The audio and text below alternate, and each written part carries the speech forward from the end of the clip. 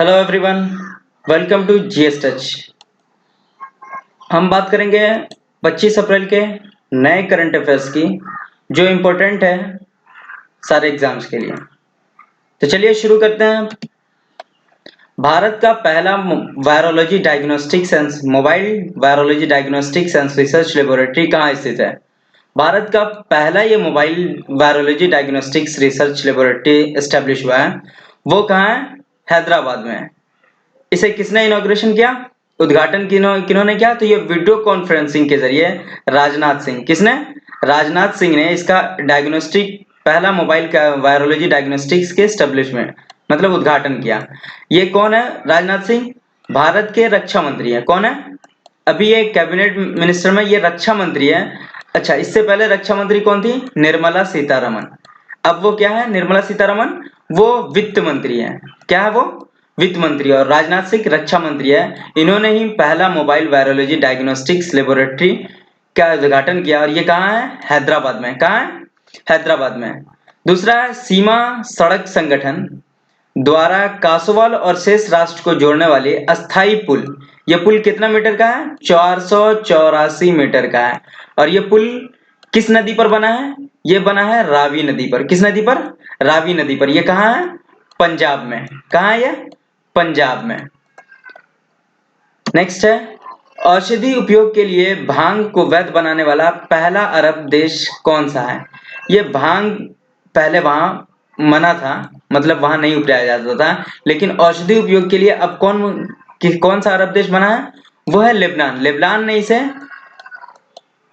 दे दिया है कि अब ये उपयोग कर सकता है भांग। वहां पहले मना था, लेकिन अब इजाजत मिल गई कि लेबनान अब औषधि उपयोग में मतलब मेडिसिन यूज करने के लिए भांग का इस्तेमाल कर सकता है। नेक्स्ट, कौन सी भारतीय कंपनी इजराइल को अपना पहला पूर्ण डिजिटल बैंक मदद करेगी? मतलब पहला पूर्ण डिजिटल बैंक ये मदद करेगी इजराइल को। कौन सी कंपनी? भारत की टीसीएस कंपनी है। टीसीएस कंपनी है जो इजराइल को मदद करेगी डिजिटल बैंक में। अब टीसीएस का फुल फॉर्म क्या होता है? Tata consultancy services. अब ये टाटा कंसल्टेंसी सर्विसेज है, ये कौन सी कंपनी है? तो ये इंडिया की लार्जेस्ट डिजिटल कंपनी है। ये इंडिया की लार्जेस्ट डिजिटल कंपनी है जो टीसीएस है। ये इजराइल को अपना पहला पूर्ण डिजिटल बैंक बनाने में मदद करेगी। अगला है किस राज्य सरकार ने शिक्षा प्रदान के लिए संपर्क दीदी ऐप लॉन्च किया है? संपर्क दीदी ऐप किसने लॉन्च किया है? तो यह है उत्तराखंड ने। उत्तराखंड ने संपर्क दीदी ऐप लॉन्च किया है। यहाँ घर बैठे आप ई लर्निंग को बढ़ावा दे सकते हैं, मतलब घर बैठे आप पढ़ाई कर सकते हैं। अगला है कि अंतरराष्ट्रीय मोटरसाइकिल निर्माता संघ आईआईएमए नए अध्यक्ष के रूप में किसे नियुक्त किया है? आईआईएमए हुआ कि international motorcycle manufacturers association. International motorcycle manufacturers association ने नए अध्यक्ष के रूप में अभी नियुक्त किया है, वो है राकेश शर्मा। राकेश शर्मा आईआईएमए के उपाध्यक्ष भी रह चुके हैं और अभी अध्यक्ष हैं। ये कितने साल के लिए है? 2 साल के लिए। ये 2 साल के लिए अध्यक्ष के रूप में आईआईएमए के नए अध्यक्ष बने हैं अंतरराष्ट्रीय मोटरसाइकिल निर्माता के राकेश शर्मा। राकेश शर्मा। अब ये आईआईएमए है अंतरराष्ट्रीय मोटरसाइकिल, तो इसका हेडक्वार्टर कहाँ है? स्विट्जरलैंड में। स्विट्जरलैंड के कौन सी जगह में? जेनेवा में। जेनेवा डब्ल्यूएचओ का भी हेडक्वार्टर है। डब्ल्यूएचओ वर्ल्ड हेल्थ ऑर्गेनाइजेशन और आईआईएमए का भी वो हेडक्वार्टर है, और इसके उपाध्यक्ष रहे भी हैं और अध्यक्ष भी हैं, वो है राकेश शर्मा। अगला है कि किस दिन अंग्रेजी भाषा दिवस मनाया जाता है? किस दिन मनाया जाता है अंग्रेजी भाषा दिवस? तो वो मनाया जाता है 23 अप्रैल को। इनमें से कोई नहीं। 23 अप्रैल को कब मनाया जाता है? 23 अप्रैल को मनाया जाता है। किसके याद में? विलियम शेक्सपियर के याद में अंग्रेजी भाषा दिवस। यूनेस्को द्वारा किस शहर को विश्व पुस्तक राजधानी 2020 के रूप में नामित किया गया है? कुआलालंपुर का मलेशिया को अभी यूनेस्को द्वारा विश्व पुस्तक राजधानी 2020 में नामित किया गया है। यूनेस्को ने अब इसे नामित किया है। तो इससे पहले 2019 में कौन रहा है? 2019 में शारजा रहा है। कौन रहा है? शारजा। अब शारजा रहा है, तो शारजा वो क्यों बनाया जाता है? हर साल अलग अलग होते हैं। 2018 में अलग, 2019, 2020 और आने वाले 2021 में भी अलग होगा।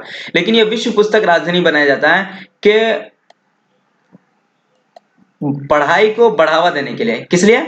पढ़ाई को बढ़ावा देने के लिए, पुस्तकों को बढ़ावा देने के लिए, रीडिंग की तरफ सबको रुझान लाने के लिए ये बनाया जाता है। इस मरतबा बनाया गया कुआलालंपुर को 2020 का विश्व पुस्तक राजधानी। चलिए कमेंट में लिखकर बताएं पुस्तक राजधानी है तो विश्व पुस्तक दिवस जो मनाया गया उसका थीम क्या था? विश्व पुस्तक दिवस का थीम क्या था 2020 का? अगला है G20 कृषि मंत्री की बैठक में किस मंत्री ने भारत का प्रतिनिधित्व किया? भारत का प्रतिनिधित्व नरेंद्र सिंह तोमर, कृषि मंत्री, केंद्रीय कृषि मंत्री है नरेंद्र सिंह तोमर। इन्होंने G20 कृषि मंत्री बैठक में भारत का प्रतिनिधित्व किया। और ये कौन सा देश होस्ट किया है? वो सऊदी अरब। किसने होस्ट किया? सऊदी अरब ने। अगला है किस राज्य या केंद्र शासित के कानूनी प्राधिकरण ने वरिष्ठ नागरिक सेवा किसने शुरू किया? तो ये जम्मू कश्मीर ने शुरू किया और लद्दाख ने। ये उन सीनियर सिटीजन के वरिष्ठ नागरिक सेवा मतलब सीनियर सिटीजन के लिए जो कोविड-19 के तहत उनके घर में कोई नहीं है, वो अकेले रह रहे हैं, तो उनके दवा लाने के लिए, राशन लाने के लिए, तो ये सब के लिए एक वरिष्ठ नागरिक सेवा प्राधिकरण जम्मू कश्मीर ने क्या? अच्छा चलिए, जम्मू कश्मीर के लेफ्टिनेंट गवर्नर कौन है और लद्दाख के लेफ्टिनेंट गवर्नर कौन है? आप कमेंट में लिखकर बताएं। अभी ये 2019 में बने हैं। अगला है पहला मंगल अन्वेषण मिशन किस देश ने किया है? पहला मंगल अन्वेषण चीन ने किया है। किसने किया है? चीन ने। और चीन पहला डिजिटल मुद्रा भी क्या है? पहला डिजिटल मुद्रा क्या है? डिजिटल युआन, चाइना का। अगला है शांति के लिए बहुपक्षवाद और कूटनीति का अंतरराष्ट्रीय दिवस, या मतलब international day of multilateralism and diplomacy for peace कब मनाया गया? ये मनाया गया 24 अप्रैल को। कब मनाया गया? 24 अप्रैल को। मतलब शांति को बढ़ावा देने के लिए, शांति बढ़ावा देने के लिए बहुपक्षवाद और कूटनीति अंतरराष्ट्रीय दिवस मनाया जाता है। अच्छा, ये मनाया जाता है, ये 2018 को ये लाया गया और 2019 से 24 अप्रैल 2019 से ये मनाया जा रहा है। ये दूसरावां साल है जो शांति के लिए बहुपक्षवाद कूटनीति अंतरराष्ट्रीय दिवस मनाया जा रहा है। ये दूसरा मनाया जा रहा है 24 अप्रैल। इससे पहले 24 अप्रैल 2019 को मनाया गया था और ये लाया गया है 2018 को यूएनओ के अंदर। अब यूएनओ ने एस्टेब्लिश किया। किसने? UNO, United Nation Organization. अब यूएनओ के एस्टेब्लिशमेंट कब हुई? 24 अक्टूबर 1945 को। इसका हेडक्वार्टर कहाँ है? वो है वाशिंगटन में। अगला है विश्व मलेरिया दिवस कब मनाया जाता है? विश्व मलेरिया दिवस 24 अप्रैल को मनाया जाता है। अच्छा, विश्व मलेरिया दिवस का थीम क्या था मलेरिया दिवस का? वो आप लिख के बताएं। वह पोर्टल मोबाइल ऐप जिसे राष्ट्रीय पंचायती राज दिवस पर शुरू किया गया। राष्ट्रीय पंचायती राज दिवस ये त्रिस्तरीय होता है। त्रिस्तरीय किसने लाया? बलवंत राय मेहता कमेटी के द्वारा राष्ट्रीय पंचायती राज दिवस त्रिस्तरीय लाया गया और ये 73वां अमेंडमेंट 1992 में इसे जोड़ा गया। कौन से पार्ट में? पार्ट 9 में इसे जोड़ा गया। और सिफारिश किसकी थी? तो बलवंत राय मेहता कमेटी के सिफारिश पे बनाया गया था। अच्छा, राष्ट्रीय पंचायती राज दिवस कब मनाया जाता है वो आप कमेंट में लिखकर बताएं। और राष्ट्रीय पंचायती राज दिवस सबसे पहले कहां हुआ? तो राजस्थान के नागौर जिले में 2 अक्टूबर 1959 को। अब उसके बाद ठीक 11 अक्टूबर 1959 को आंध्र प्रदेश में हुआ। इसने कौन सा पोर्टल मोबाइल ऐप लॉन्च किया है? तो वो है ई ग्राम स्वराज। क्या है? ई ग्राम स्वराज राष्ट्रीय पंचायत दिवस पर शुरू किया गया। अच्छा, इसे इनॉग्रेशन किसने किया? तो नरेंद्र मोदी ने, हमारे देश के प्रधानमंत्री नरेंद्र मोदी। अगला सवाल है कि क्वेश्चन ऑफ द डे है, आप इसे कमेंट में लिखकर बताएंगे कि आई एम बैडमिंटन अभियान के भारतीय राजदूत कौन है और सर्व द सीनियर्स पहल के साथ हेल्पलाइन किस स्टेट ने या फिर यूनियन टेरिटरी ने इसे स्टार्ट किया। आप इसके बारे में हमें जल्द से जल्द कमेंट में बताएंगे। Thanks for watching. अगर अच्छा लगे तो लाइक, शेयर एंड सब्सक्राइब जरूर करें और ज्यादा से ज्यादा दोस्तों को ये शेयर करें। Thank you.